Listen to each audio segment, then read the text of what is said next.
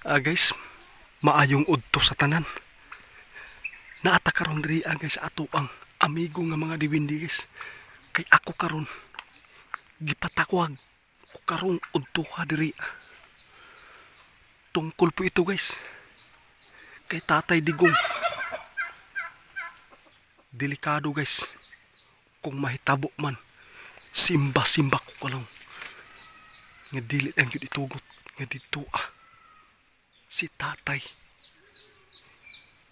mamatay sa Netherlands. Karon guys, pinakadelikado na ang nakita sa atuang kaibigang linyo. Mao karon ipinapatawag po tayo ngayon ni kaibigang linyo. Kaibigan, maayong udto kaibigan. Ay salamat linyo. Ganyan ka diri linyo. O binta kayo linyo kay nakaunag yung kadiri Mao gini mong nakita karon kaibigan?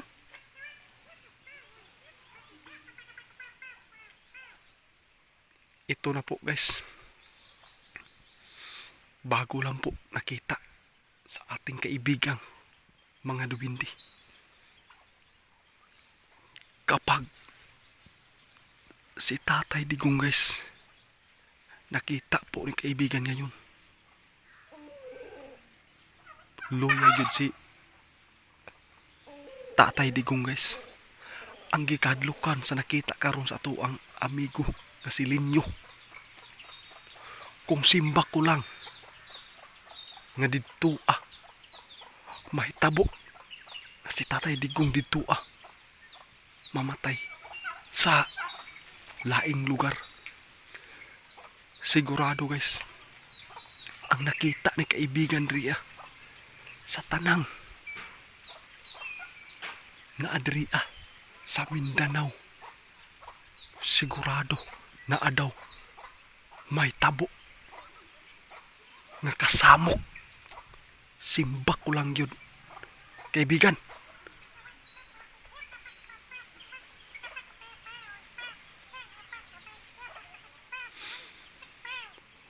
Manghinaot lang daw ta guys nga si Tatay Digong tagaan pa siyag taas nga kinabuhi para makasurvive siya.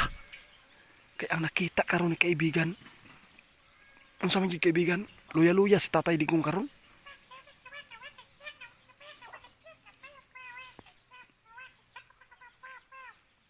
Tama po ka kaibigan. Sa tinuod lang daw guys, nakita ni kaibigan, makita daw nato ang tanan kaysa iyang pangidaron.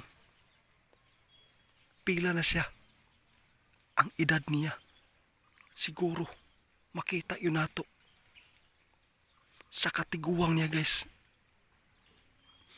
Diha yun may tabo nga si Tatay Digong.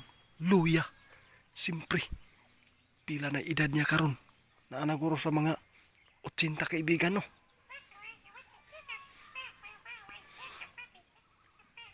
Maupod guys nga dili ta matinga na si Tatay Digong nagkaluya-luya karon tungod sa iyang pangidaron.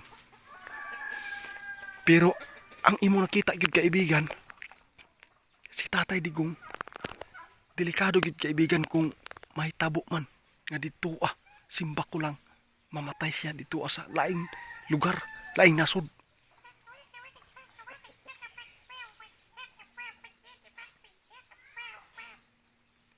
Grabe guys. Ang gikabalakhan lang yun ni kaibigan karon guys, nakita yun niya. Kung may tabo man daw guys, nga dili kauli si Tatay Digong diri nga buhi o dito siya simbak ko lang yun. Nga may tabo nga dito mamatay si Tatay Digong. Sigurado guys, na may tabo diri nakasamok diri as atuang Pilipinas. Kinsa may gukdon ani kaibigan kung mahitabo man ug madiskrasya si Tatay Digong dito kinsa may ilahang panimaslan diri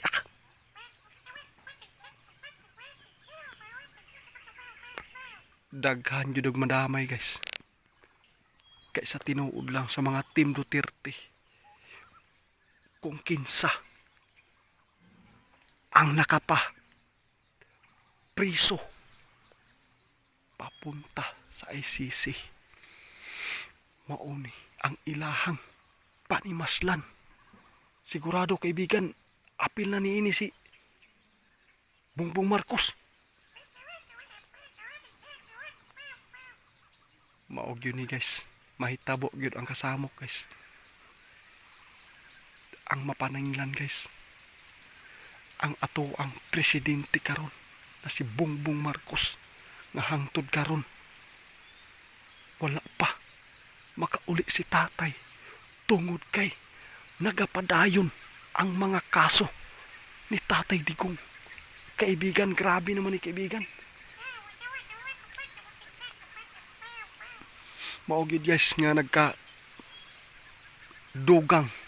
ang pagluya ni Tatay Digong sa mga stress sa pagunahuna nga kini bisan pa man unta gipauli na lang unta sa tatay diri kay tungod kay tiguwang niya siya pero gihukman yapon siya guys sa iyang mga kaso nga giduot kaniya. Maog yun ang nakita karon ni kaibigan. Dapat ang puunon ang tanan guys nga maukis si Tatay Digong dito ang tagaan pa siya himsog nga mga kalawasan para makauli pa siya diri nga buhi. Pero kung mahitabo man daw guys ug dito agyod simba ko lang mamatay si Tatay Digong, sigurado ang nakita ni kaibigan diri naay mahitabo. Oo kaibigan, naay mahitabo daw guys nga kasamok diri mapaninglan ang tanan kung kinsa man ang nagduot kay Tatay Digong. Salamat karong kaudtuhon kaibigan.